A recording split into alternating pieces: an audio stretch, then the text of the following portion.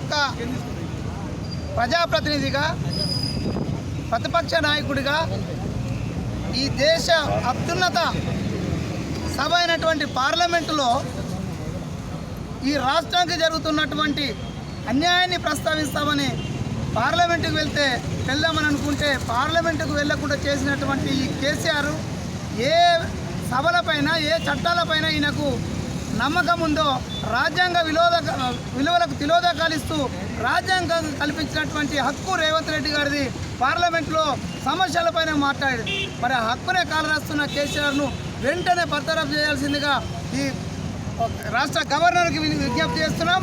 ఖచ్చితంగా కేసీఆర్ దీనికి మూల్యం చెల్లించుకోక తప్పదు.